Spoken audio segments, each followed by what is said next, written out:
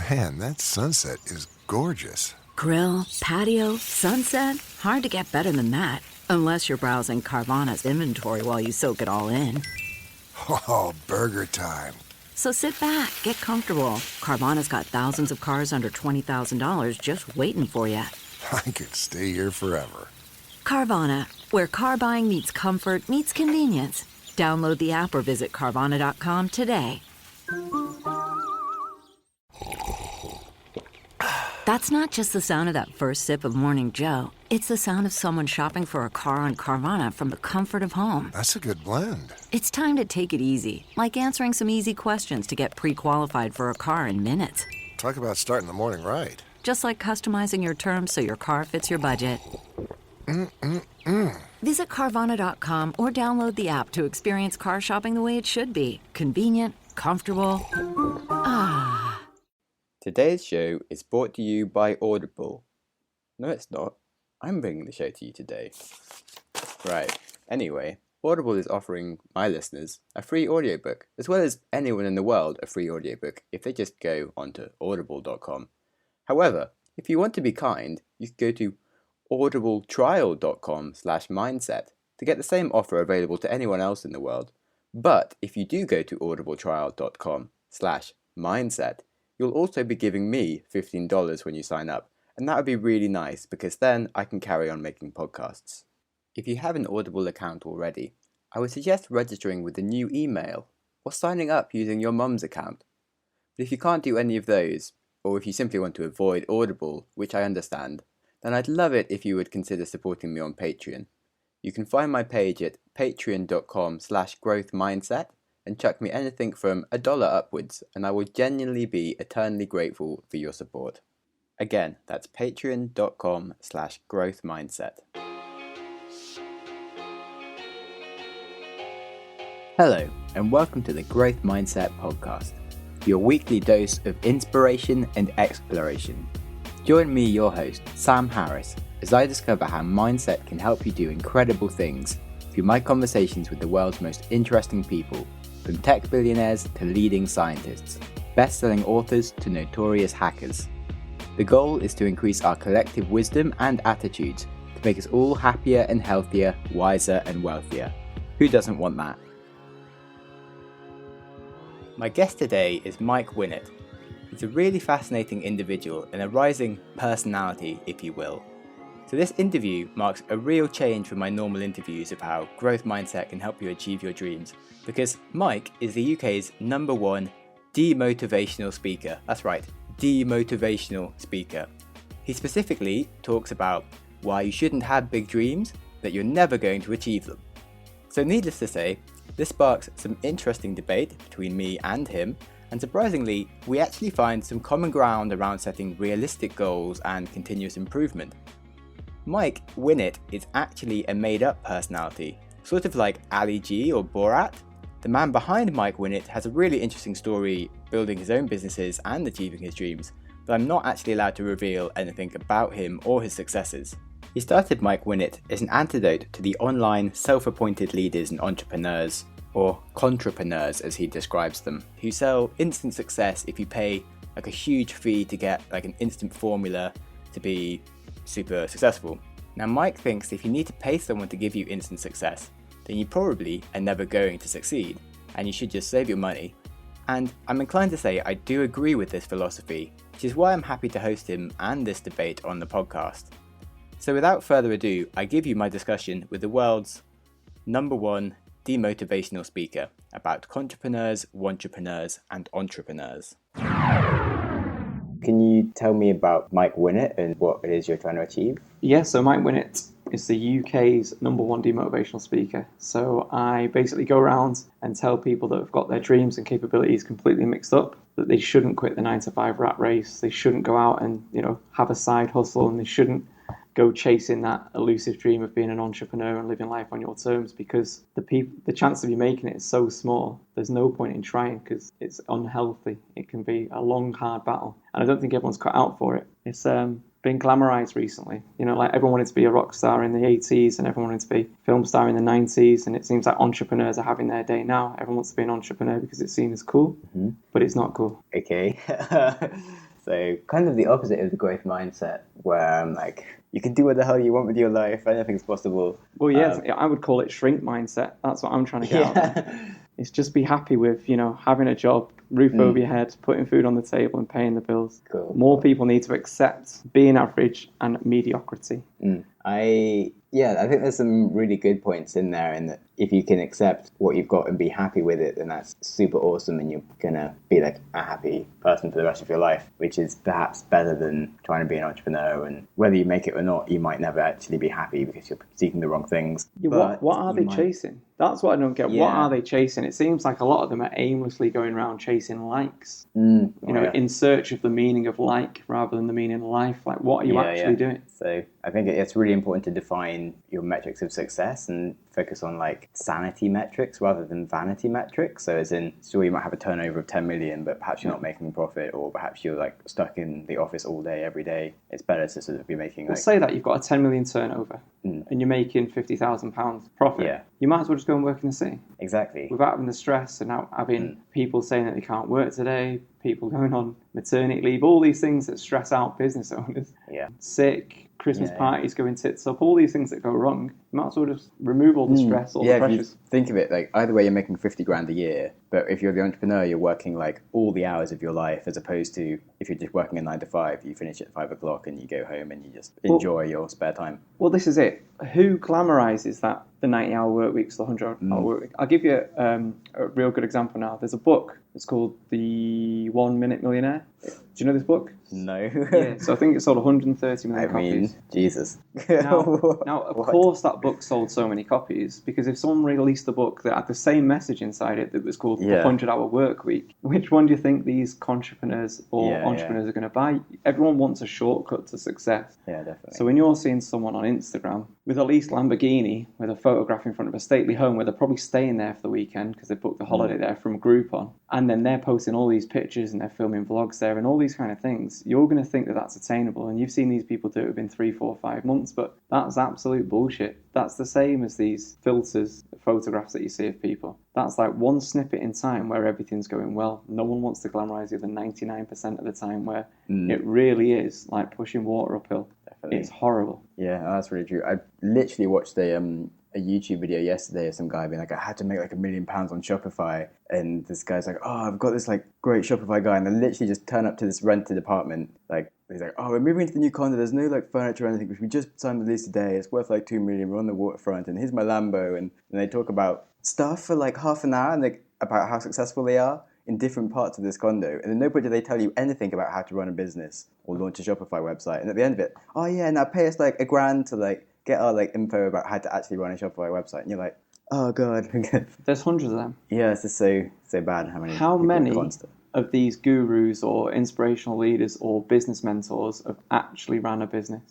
Like, I've met taxi drivers that tell me they're life coaches. You know, I've met, like, you know, I'm a business mentor and I'm also an Uber driver. It's like, well, business mentor yourself out of this Uber taxi and go and, like, start running a business. How many businesses have you run? How many successful businesses have you run? How many businesses have you sold? But I don't know. It's like these multi-level marketing companies. It's like, you're not an entrepreneur if you're at the bottom of a pyramid. Yeah. Yet that's what they all label themselves. Do you know what I mean? The entrepreneur that's there, the guy, Mr. Herbalife, he's the entrepreneur there that's got thousands of you working from your kitchen. Sure. Okay. So I do agree that it's not easy to be an entrepreneur and that a lot of people think that success is easier than it is. Yeah. But it is also possible to be successful, whoever you are, I think. Well, there's opportunity there, but not everyone's cut out for it. There's an opportunity we could all become professional footballers, but you need to be talented, you need to work hard, you need the work ethic. But these are key ingredients that I think 90% of people lack. Yet they won't admit that to themselves, and they'll buy into the 6-minute abs, the 7-minute abs. Not the guy that's selling that product has been working out in the gym for 10 plus years and is probably on juice, steroids. Definitely. He's willing to do something that you're not willing to do and sell you a product that's going to shortcut you to that. So that's what all these people do. Tony Robbins, Gary Vee, they are selling a program to people where people turn up and think, in this 30 minutes that Gary Vee's on the stage, he's going to give me that secret sauce or that awesome tip. And I'm willing to put hard-earned cash down to find this out when there is no there's secret. nothing to find out. It's like, it's not a if secret. you sit down and you just responsibly get like your priorities done each day, you can be successful. If you need to pay someone to sort of tell you what your priorities are, then And it's also action. Action is the key thing, and that's how come I've got the law of attraction. To me is absolute bullshit. Cool, have a vision, a target, have a vision board if you want to, but sticking post-it notes on a whiteboard isn't going to make shit happen. You've actually got to go and do that thing, and that's where I think most people fall down. So I'm almost like calling bullshit on these people. I like to call them like the second tier. I call them Contrepreneurs. So it's Contrepreneurs telling Wantrepreneurs how to be entrepreneurs, and I think it's irresponsible, really. It's almost like preying on the vulnerable or or like the weak that aren't mentally strong enough to realize and identify what they need to do to be successful. If you're on YouTube looking for motivation and inspiration, you're in the wrong place. Do you know what I mean? Like Arnie didn't go on YouTube and watch videos on how to lift weights or any of these things, and he didn't think, do you know what, I'm going to watch this video. He didn't have the option back then, but he did read the magazines and he did try and find. But then he went and did it. Lifting weights. But yeah, he went and did it. Do you know what I mean? Yeah. I've seen people saying, oh yeah, I've watched this thing on the keto diet, I've watched this thing on the next diet, the next fat diet. It's like, but what you're actually doing, you're telling me why you're eating your Domino's on a Friday, you're telling me all about it. You know that person in the office that talks about, oh yeah, there's so many things. Yeah. Like, oh, I haven't quite had time for it, but I'm going to do this next. And you're like, Monday. I always call it, everything's Monday. Oh, I'm going to start on Monday. So yeah, and that's all I wanted. I just want them people just to accept, listen, you're not going to be that thing, so stop putting pressure on yourself and just accept what you've got, really, if that makes sense. Yeah, I think, I studied science as a degree, and you fundamentally learn to be scientific about all the sources coming at you and actually see what is truth and what is not. And that, I think, is a really useful skill for anyone to learn, which is quite hard if you don't go through a whole degree teaching you to not believe everything you get sent.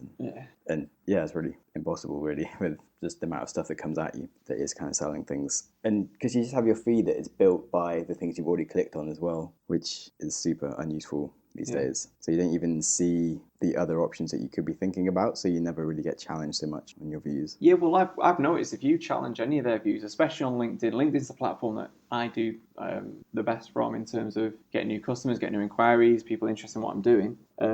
And I would say most of these people that post themselves up as, like Gary Vee isn't on LinkedIn really. He's on there, but he doesn't really use it in the same way that he's on Instagram or he's on Twitter. None of them are really, but what you've got is like a second kind of tier. It's a second tier of these people that I've got a problem with. Yeah. And they're the ones that haven't really done anything. Like they've they say they do thousands of hires and they've given people like massive opportunities and stuff. But if you just look at the job history, they've never had a job role where they can actually do that, and they've never been in employment long enough to achieve these things. It's just, like I said before, it's like paint by numbers, even done for you marketing for this type of person, because they're all following the same.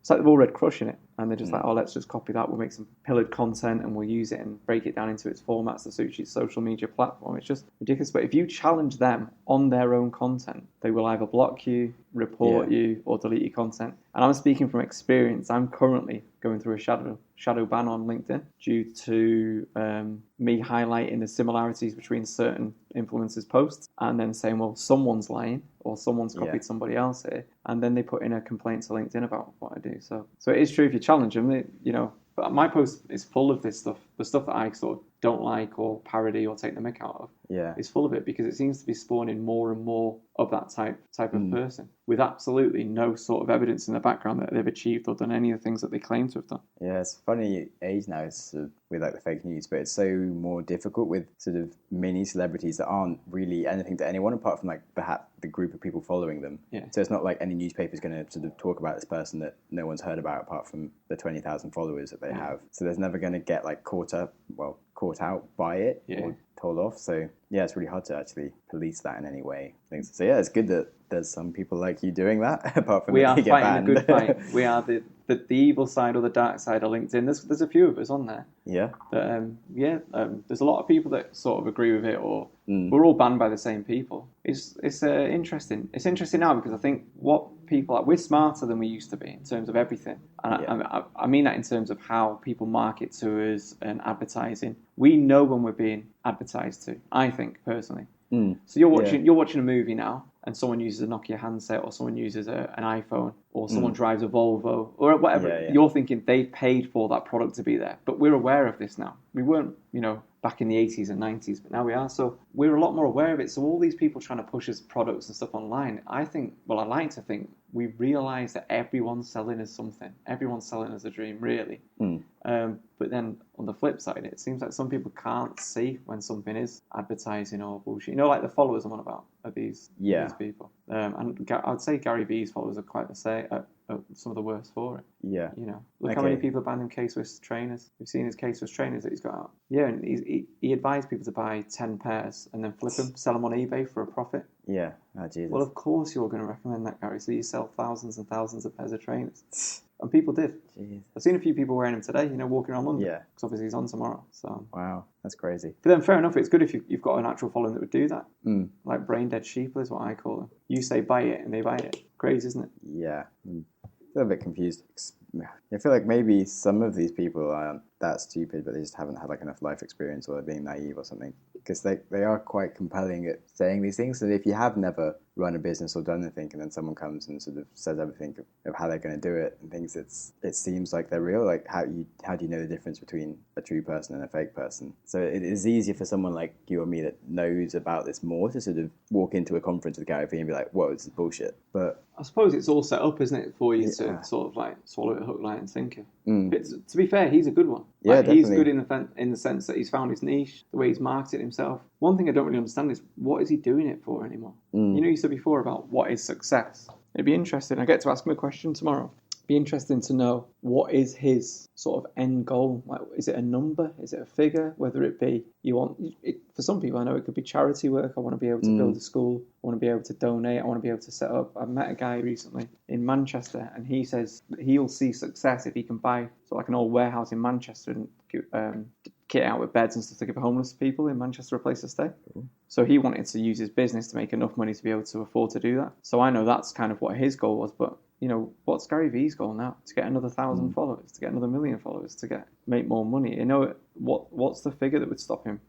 what is success for you? Like, what is your goal? I feel I'm successful because I can do what I want in terms of online. I get lots of messages saying I wish I could like or share or comment on your content, but I'm not allowed to because work won't let me, or HR has told me I'm not allowed to. So I just feel in my mind I can pick and choose where I work. I can pick and choose when I work. If I don't want to do something, I don't do it. I can post whatever I want. You know, it's almost like that freedom to be in a position where you can do it. It's not like a financial amount. It's not like success is making 10 million or 5 million or 100 million. I've not got a figure on it.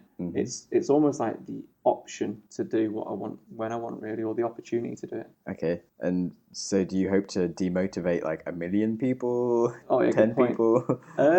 If I can just stop one person becoming a self-appointed influencer, that will be a job well done. So if I can stop one person becoming the next Bridget or Oleg, then I will be very happy with that, and my work will be done. Because there's too many of them people out there. So Yeah. just like, you know, motivation people might say, if I just motivate one person to make their life better, if I can just demotivate one person that wants to achieve that into not achieving that, then I'll be pleased with myself. Okay. So what would you say if if I go, you know what, Mike? I'm going to quit this podcast. I'm influencing people and telling them they can achieve their dreams and stuff. Does that mean that you could just like pack up and go home and be like, oh, success? Yeah, I'll be happy with that. Yeah. Shit. No, you must meet some people and just think like, and you've probably interviewed them. I know you probably can't answer this to say yes, but there must be some people you think your dreams are too big, like you're not going to achieve that. And it's like, when do you tell that person? Oh, yeah. So I definitely notice it a lot with people that I mentor, maybe who are kind of young and sort of naive, and it's kind of damage control almost as a mentor, being like, yeah, go try it, and you know they're going to fail, and you're like, well, if I try and give you the exact advice right now, you're just not going to listen to it anyway, so I'll try and give you like the best advice for your situation, and then maybe in 2 years' time you'll have learned some stuff and you'll come back to me and we'll do something that's actually useful. But I speak to a lot of people in startups, and what I find is how you handle them people, it's almost like a parent and child relationship. They don't want to be told exactly how to do something, even if you know it's right. Does that make sense? What you need to almost do is like let them think they've thought it themselves. So it's almost like it's the advice you want to give them, but it's almost like they've got to discover it at their own pace. Yeah, they have to give it to themselves, kind of thing. Yeah, but you could tell them that right from the off. Like sometimes I hear stuff and I think that's so obviously a stupid idea. Yeah. But you can't say that's a stupid idea. Yeah, because if you do, then they'll have to prove that they're right. Exactly. Whereas if you don't, and you somehow like open it up to suggestions that there are other options, they might at some point realize them and then be like, oh, this is such a bad idea. Like say, this is the thing as well. People always try and look for something because they've seen other people do it, but 9 times out of 10, that means the opportunity's gone in that sector. I think there's certain conditions for a business to do really, really well, and there's a certain kind of like almost like a checklist for businesses that I look for and think, oh, do you know what? That's actually in the right sector. It's the right kind of voice. It could really be disruptive. It's like offer a real alternative to what's out there. When I hear people now, and most of these people that are online, I call them like Insta gurus, it's like, yeah, we're doing drop shipping. It's always like you're just on the next trend, but you're like the 1000th person doing that. So unless you're the first, you're the best, or you're the fastest at doing something, you're not going to be successful. Yeah. Do you see what I mean? Yeah, definitely. And that's what most people turn to because that's what's forced on them. That's what they see. If you're on Instagram and you're on YouTube and you're consuming that kind of content, you become a product of what you consume. I read books. I read books all the time. But I read books on a wide range of different things. I've experienced a lot of different things in business. If I lived my life on Facebook, I live my life on Instagram, you'd think that is the only thing out there. You think you have to buy that Lambo. That's seen as success. You see what I mean? And I think that's the thing, especially with younger business people. They all think that, oh, that's the sort of the model that I need to follow, and it's like you're in the wrong sector. You're not going to be as successful like that person because they started this 3 years ago, 4 years ago, 5 years ago. Definitely. And if there is like a million tutorials on YouTube, like how to make all your money off Amazon or like use a crypto mining bot or something, and like if someone's selling you this, they're probably not doing that well out of it themselves to have put so many hours into making this content for you. Well, like you said before, you've got someone there saying they're making all these millions of pounds, yet then they're asking you for like a £1,000 payment to get the course on the secret behind it. It's like, well, where are you making your money? Because I'll be honest, if I sold a business for £10 million, I wouldn't be bothered about getting £500 off you or £1,000 off you because it's a drop in the ocean. I'm not asked you, just go and do the same thing again. If you needed more money, I'm saying. Yeah.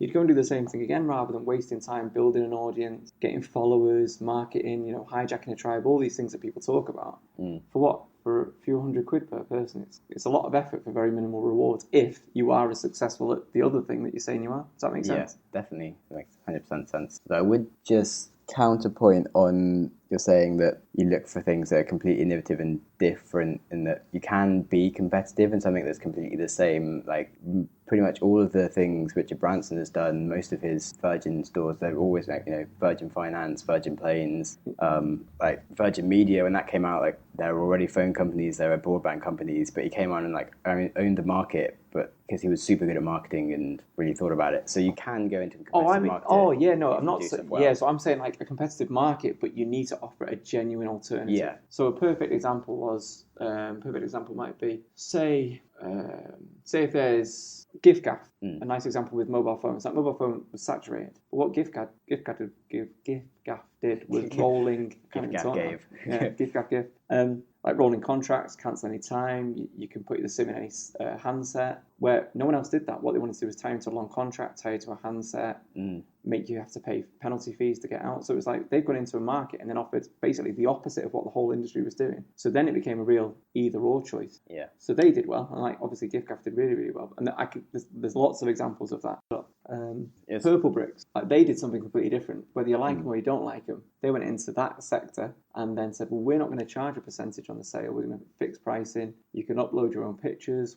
And they did it. So yeah, there's loads of examples where you can go into a market, but what they do differently is deliver a service in a completely different way. So it gives the potential customer a real choice. Do you want to do it the traditional way or do you want to do it this way? Does that make sense? Yeah, definitely, complete sense. You might not agree with it, but that's, in my mind, that's what I always look for. And I think that's with any sector. So if I was going to open up a business in another sector, I would say, can there be a workable alternative to what's out there? Yeah. If so, then you look at your marketing, like how do we market ourselves to be different? What's the biggest risk you've taken? Biggest risk? Good question. Probably accepted Oleg's friend request on a connection request on LinkedIn. Oleg? Yeah. You know who Oleg is, surely. Oleg's he's like the godfather of LinkedIn. He posts inspirational, motivational messages every day. Lots of hiring messages. He works for the Daily Mail, and now it means that I get to see his content in my feed all day long. So that was the biggest risk. It was almost like getting in bed with the enemy, or keeping your friends close, your enemies closer. So accepting his friend request just a couple of weeks ago was probably the biggest risk I've ever taken recently that springs to mind. Okay. I mean, other things is quitting work and setting up my own business and stuff like that, but Too motivational to talk about that. Yeah, of course. Okay, cool. What is the kindest thing someone has ever done for you? Kindest thing? Yeah. So I used to work for a company, and the guy who owned it, there was a job opportunity that came up. It would have been like a promotion, and it went to someone outside the company, and it wasn't really advertised internally. And I mentioned to this person that I was a bit upset. It was something that I would have been interested in, and I wanted to know where he saw me in that business over the next 2 years. And he said, well, I did well in sales, I did well in telesales. I made enough money for the business doing that job role. So there, basically, while you're making so much money for the business in that job role, this is where you're going to stay. And I said it didn't really fit with what I wanted to achieve in sort of life and outside of work. So I wanted to look at alternatives. And he said to me, take a month off work, go and find what it is you're looking for. And if you can't find what you are looking for, you've still got a job here with me. And in that month, and he was my boss. Yeah, wow. And in that month, I found a job opportunity with a brand new startup that had no employees. They had a single page website that I ended up going and working for. I ended up working there for 5 years. And that's where I learned about startup businesses from the ground up, as in being the first employee. Yeah. Now, not only did he do that for me, I was only 25 at the time, 24 or 25 at the time. He also paid for me out of his own pocket to go on a personal development course. And I met this guy called Darren, and he kind of told me really, really simple and basic things. Like Darren said, I only wanted to work 4 days a week, so I worked 4 days a week. And it was just like getting that clarity of what you need to do. He said, I wanted to earn £4,000. I wanted to earn £4,000 a week in cash, in salary. So I realised if I only want to work 4 days a week, I've got to charge £1,000 a day. So I went and only found clients that were willing to pay £1,000 a day. And it was that real clear clarity on what you want and how to achieve it that I learned at age 25. Oh. But the person that sent me on this course and paid for it, Martin, I'd say that's the kindest thing, because it kind of like opened me up. He said I was ready for it. He could see something that I was ready to do. And even though he knew I'd be leaving his business, and we still keep in touch now. And I'm 34 now. So 10 years later, we still speak. Cool, that's really nice. And also quite motivating that you got advice from someone, but I guess he wasn't a entrepreneur, such as... No, because he was someone that had really done it. He ran a successful business, and he could see, see that, I was ready to move on. He could see that obviously I had bigger ambitions for myself, and I was going to take the action to make that thing happen, really. Yeah, he didn't just say a bunch of fluffy stuff for a few hours and then... Yeah, I wasn't going there and saying, I want week. an extra day annual leave, or I want I want £1,000 a year pay rise. I wanted to go because I wanted to see what did he have planned for me for the next 2 years, and how do I, what can I learn elsewhere? And I moved somewhere else. And even then he still said, he'd speak to me while I was there, saying, if you want to come back, you're more than welcome. That's cool. What would you say has made you, what's the most demotivating thing that's ever happened to you?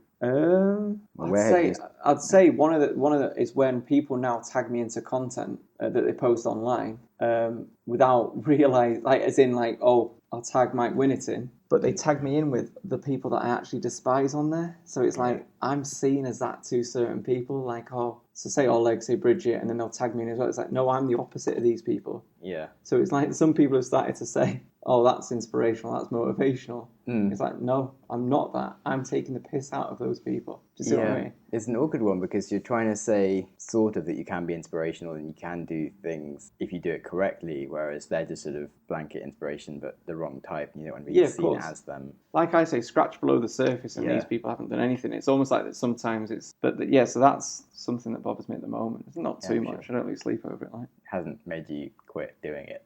No, to be honest, I can take online. I can take it or leave it, really. I never had social media before this. LinkedIn was the only social media platform I had. The only reason I've actually got a website set up and set up an Instagram and got on Twitter is just because when the book gets released, it's just that there's more channels to be able to promote the book. And it's interesting because there is actual real business advice in there. It's not all just me just taking the mick out of people and saying like this doesn't work. It's almost like saying how people have misinterpreted certain rules, like fake it before you make it. How that's been misinterpreted, and work smart, not hard. It's like, no, that's been misinterpreted. Them kind of things. So it's a breakdown of the rules that everyone's following, and how I see they've been hijacked by Contrepreneurs. See what I mean? Yeah. But I can take or leave social media, to be honest. You are what you consume, aren't you? And there's no minimum IQ entry level for social media, so you associate yourself with simpletons, I would say. Do you not think you're being a bit rude to the general population when you're kind of calling all these people simpletons and saying 90% of people are inept at stuff? Probably. But we can do this. We can do this now. How many people have you worked with in work or in life, and that you would actually say, I would choose to work with them again? Just be honest. I couldn't tell you an exact number, but a lot of people are pretty cool. But then I have made a point of spending time with the people that are really good and like actively seeking people out. As in, like, I've done a podcast finding the coolest people on the planet to work with. Yeah. So maybe I have a bit of an attribution error of who's good to work with. So I've worked in like call centers before. There's like 300 people on dialers on multiple floors, and I would say like I wouldn't trust them like to go get some milk from the shop, let alone like make any sort of executive decisions. So I would say I go on the basis that, you know, you're lucky if you've got maybe like 10 people that you can actually fully trust. And oh mate, it's definitely more than 10 people easily. But also I went to a really good university and good schools and things, so maybe, like, I've never really worked in like a big business. I worked in a call center for like a month once, but some of the It's people like the were really modern day nice. version. Actually I felt like they were okay. I judge a person by the content that they like and share. And if you're sharing that content, in my mind, you've got to be stupid. That's why I call them sheeple. Yeah. There's brain dead sheeple just following like what everybody else does rather than thinking for themselves. But if that offends anyone, cool. I'm not going to lose sleep over it. It doesn't bother me. Yeah, I guess I'd like to think that people could be converted rather than just sort of saying, "Oh, you're stupid. You'll stay stupid." I'm like, "Oh, you've been getting it wrong." But well, ignorance is get it bliss, right. isn't it? Ignorance is bliss, and I just think it's easier to believe that, you know, that how it's being portrayed to you by these ultra positive people is true. But we live in a world where that isn't true. Do you know what I mean? We're in a world where the media's lying to us, politicians are lying to us, the banks are lying to us, everything's like stacked against us. So you can't just like wish on a star and this shit's going to happen. The stuff that's popular is kind of lies, so like clickbait. So I did a post on like an actual life hack that isn't on any normal life hack list, because of the top 10 life hacks are all kind of things that probably aren't real life hacks, and no one actually then goes and does. Sort of like, you're not going to do like an hour of meditation a day and like follow the perfect Who's diet. got time for that? Yeah, exactly. So like a real life hack is go to bed in your actual work clothes. You've saved yourself half an hour in the morning. There's a real life hack, but it's bullshit, isn't it? Who's going to do that? Yeah. I mean, some people might do that actually. I don't know. It's the odd people that go to sleep in their gym clothes, so they wake up and go to the gym kind of thing. I think that's a good one. But yeah, my one was learn to touch type, because it takes you like 5 minutes a day for like, it might take you 6 months, but by the end of it, you can kind of save yourself so many hours a day, and you're not like thinking. You get like way more creative when you're not actually thinking about touch typing, and it's like a hack for the rest of your life. Whereas if you just meditate, you have to like get up and make yourself meditate every day, and it doesn't really. If you wake up next year and you suddenly stop doing it, like, you haven't got any benefits, kind of thing. I was on the train, right? And it's interesting you say this, because I was just talking about this on the way down on the train down. But I was on the train on Wednesday, and I was going from Warrington to Manchester to do this small group, like, what do you call it? Business talk, basically. Yeah. And there was different startups, and they're talking to me about their problems and stuff. But it was really interesting, because it was like, really, I just like facilitated the group, and they kind of like come to an answer between themselves, and they come up with answers and stuff. It was really, really interesting. Some really cool guys there.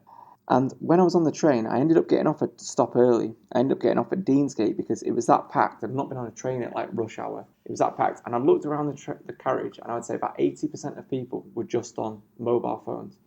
I was stood next to a girl, and she was on Instagram, scrolling through picture after picture after picture of like, you can imagine who it was. It was like X on the Beach people, MTV, like celebrities, liking stuff, Boohoo, liking, like. Then she'd come off that, she'd go on Snapchat. She was on Snapchat for about 2 minutes. Then she went off that back onto Instagram, onto Facebook, scroll. I was on that train for about 30 minutes. I was getting too hot and it was getting too crowded, so I just thought, fuck this, I'm going to get off. Yeah. So I ended up getting off a stop earlier. And as I got into the meeting with these people, I said, you are the content you consume. Every day she's probably on that train, because she was on before me, and she was still on when I got off. So every day she's on that train for 30 minutes, there and back to work. That's an hour a day. What could you learn 5 days a week in 5 hours a week that could actually benefit your life, rather than spend it looking at what Kim Kardashian's at for breakfast, what so-and-so said about someone else on Snapchat, what's on, what's happening on X on the beach. And I just thought, that's what's going into your head. You're actually dumbing it down. Definitely. And she wasn't the only one, by the way. There was lots, but it's just I was so close to I could see everything that was on her phone. And I just thought, you could be learning a language now. You could be listening to an audiobook. You could be doing things that would actually increase your earning potential, could be increasing your job prospects, could be improving your actual life. But what you're doing, I think it's like damaging. Yeah, social media definitely, I think, makes you stupid. So that goes back to my point then. So you were saying it's wrong to call these people stupid, but how much time is lost to social media now. Loads. And we are the biggest consumers of social media. So I would say, while we've got the ability and we're smart in the sense that we know when people are advertising to us, we've regressed in terms of intelligence. You know, like people think that movement in any direction is progression, but I don't think it is at all. I honestly think that we are, the opportunity is there. The internet can open up anything. We can use it for whatever we want to. And what do we go and do? We've got porn sites here, there, and everywhere. We kind of like don't take advantage of the opportunity that's there. And that's what I'm saying. It's them, and that's what I think the majority of people are, and what majority of people do. I think if you can convince someone to put their phone onto airplane mode and time themselves for 25 minutes to just do the task that they set themselves doing, they can get a lot of shit done in a day. And that's awesome. That's what I'd want to motivate people to do. As if I just go and say, oh, you're stupid, you check social media all the time, that's not that useful. So as in, I want to tell people the realistic thing and how they do it better. I don't just want to like purely demotivate them, if you know what I mean. Yeah. But maybe you are doing that as well, because it sounds like you're giving good advice on stuff. Yeah, like I say, I find motivation in demotivation. It's like, how bad would this be? If you're still doing this stuff, you're going to miss out on things that you really want to achieve. Do you know what I mean? Does that make sense? Sure. Yeah, that makes such a big difference if you just sort of put your phone in a different room or in your backpack or something whilst you're trying to get some work done. And you get work done. It's amazing. Yeah. Cool. Anyway, is there anything you majorly wanted to talk about that I haven't asked you? Can I plug my book? Yeah, you've spoken about it a lot. So it's a working title, actually. It's either going to be called Demotivate Me or The Contrepreneur. And that is basically breaking down the myths that these contrepreneurs tell you that you should be following, that many of these rules that they don't follow themselves. Yeah. And it's kind of like where people have got them wrong and where they've hijacked them because they're too lazy to do the graft to actually be successful. So it's almost like you've misinterpreted the rule because it's easier to do your version than do the actual rule. And a good example is that to Tim Ferriss, you know, the 4-hour week. Yeah. So he split test the title of that book. He tried all different titles, and that was the book that did the best. Well, why did it? Because if you read the book and it talks about him doing 90-hour work weeks, if he called it 90-hour work week, it wouldn't have sold. It wasn't written exactly for that title. Exactly, of course not. But so we're inertly lazy. So it's like the 7-minute abs or the 6-minute abs. It's just it's basically to kind of like show you, you know, this is why you are unsuccessful. If you bought this book, it's because you bought other entrepreneurial books or business books, but this is why you're doing it wrong, because you're trying to find the answer in these fucking books instead of going out and doing that thing, basically. I would say that actually the 4-hour work week is quite a good book. It's not a bad one. Do you know what's funny about this? I do a lot of research. You're not going to work for 4 hours a week if you read it, but you could maybe learn a bit more about how to run a business and scale yourself. Yeah, and not just that. It's like focus on the things that get the biggest results. It's not saying, well, you know, you've read the book, but you know what I'm saying. Definitely is. But I've done loads of research for like the Mike Winnet book, and obviously loads of research to read these books, and some of them, I'm surprised they've sold so many copies because it is absolute nonsense. And they're the books that kind of get targeted and ripped to shreds in my book. But there are some good ones out there. Yeah, it's annoying because you want to know exactly which ones are the best and focus on them. So I was talking about, it's sort of, instead of trying to read as much as possible, as in applying almost a 20-80 rule to your book. So if you read like 20% of it and it's not that good, sort of stop it on like 80% of them. Yeah. And the ones that you suddenly have more time for reading of that are really good, read them like 5 times. Yeah. Because then you'll actually learn how to operate everything they've just told you rather than just reading it once and forgetting it. Yeah, of course.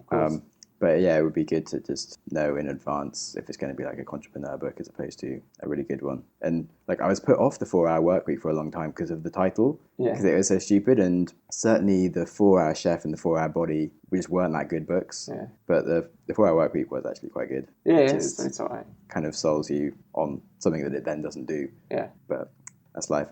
Do you have any favourite books? Do you know, I always say the same book, and it's weird because it's a bit basic. The Rules of Wealth by Richard Templer, and it's like 113 rules now, but I've got the version which is 100 rules, and it basically explains like what wealthy people do to become wealthy, create wealth, how to manage the wealth, and what to do. And you kind of read it up to where you're at. So you might stop at rule 17, and that might be where you're at this moment in time. And then obviously as you achieve certain things, you read further into the book. And I've had that book for maybe 10 years, and I probably read it maybe 3-4 times a year, depending on to see where I'm up to and what I'm doing. Cool. And I got that as a gift when I was 24, 25. Someone got that me for my birthday, and I keep it with me all the time. So it's understand about, you know, setting yourself financial goals, creating passive income, what to do with it, you know, lots of rules that we're not taught in school.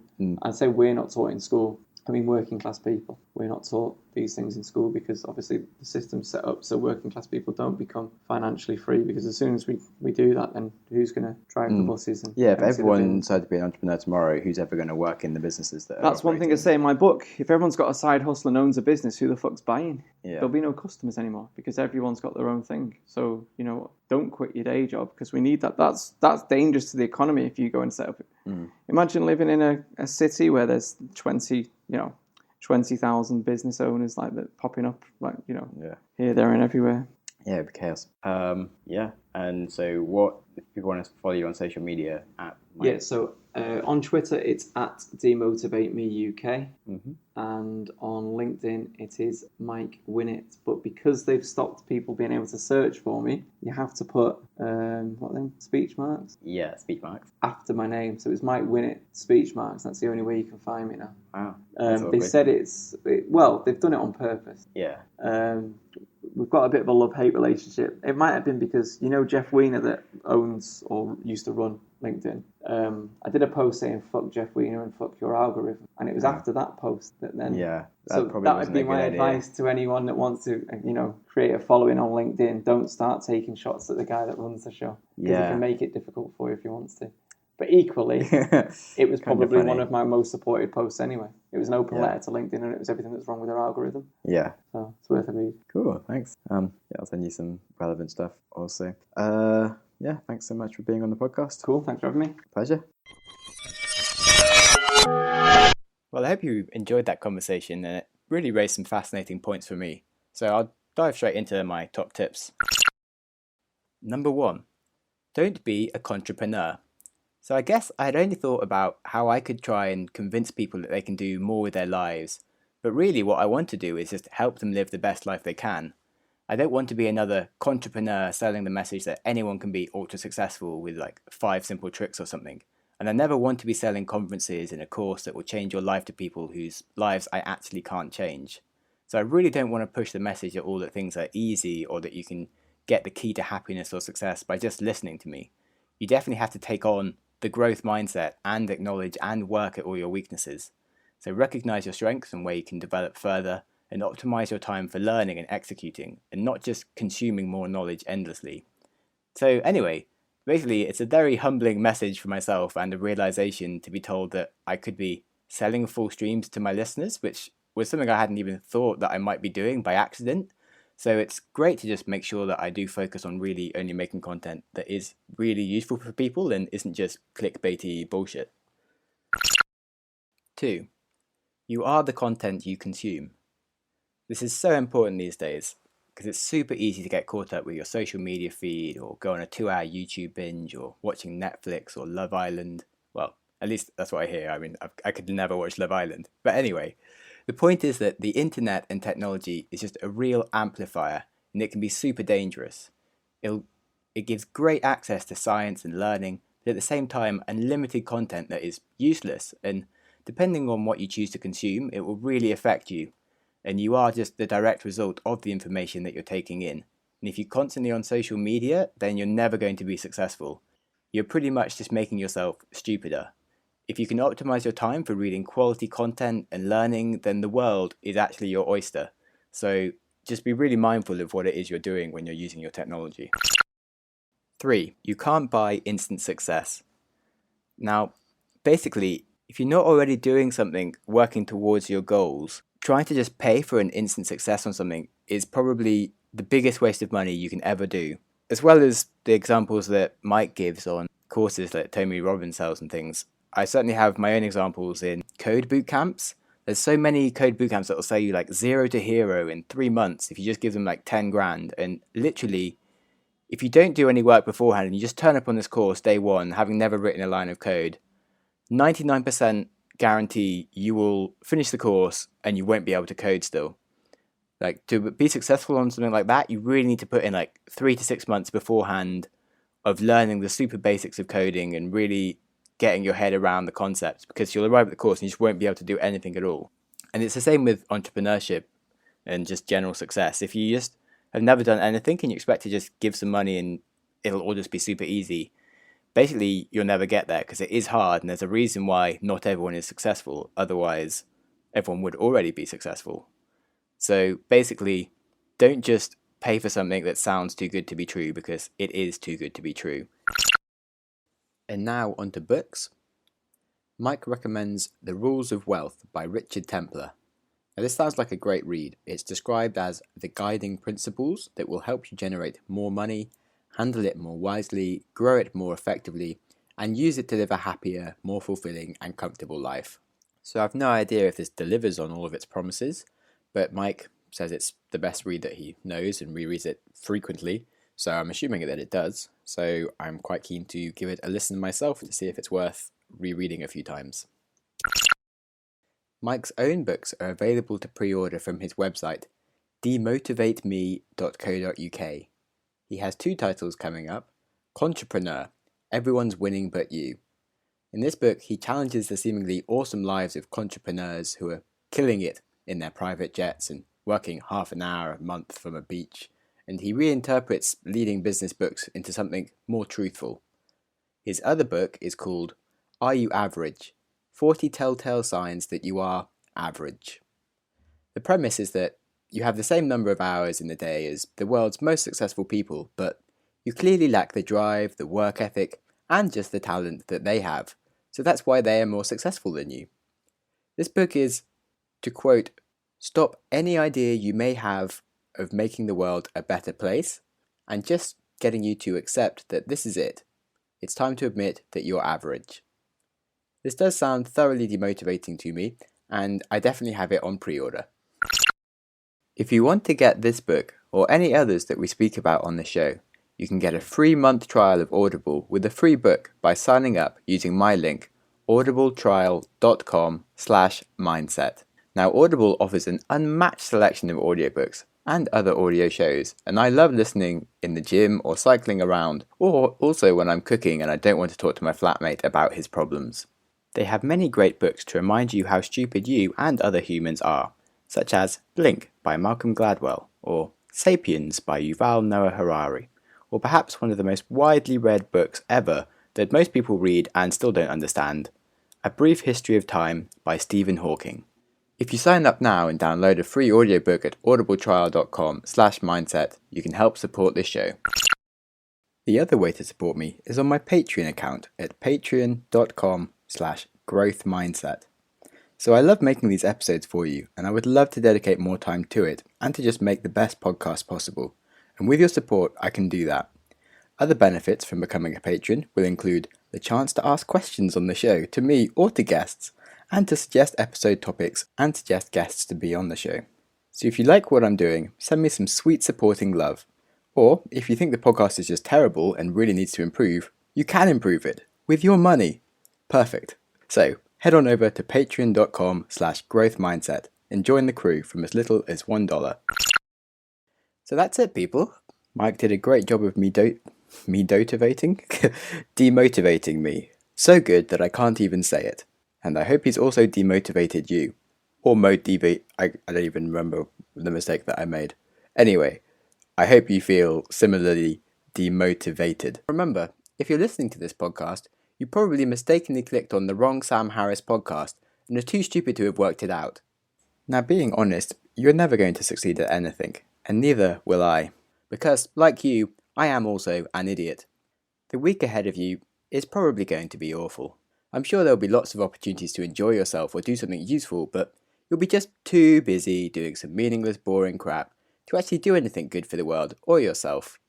The next podcast you listen to, it might be good, but it probably will be just okay. It'll just be a bunch of noise that you experience for an hour to distract your semi-average brain from doing something useful, like solving problems. You've just listened to an episode of the Growth Mindset podcast. If you enjoyed the show, please subscribe on your preferred app and give me a good rating, as these go a really long way. If you are unable to give good feedback right now, try sharing the show with a friend who will, or just wait for the show to improve. If you have any ideas for the show or you just want to chat, then please reach out to me on Twitter @SamHarrisTweets or Instagram @SamJamSnaps. Show notes and other links to topics discussed in the episodes are available at the website growthmindsetpodcast.com. Thanks so much for listening. Give yourself a big hug from me. If you're with a friend, give them a hug as well. And I hope you enjoy your next podcast.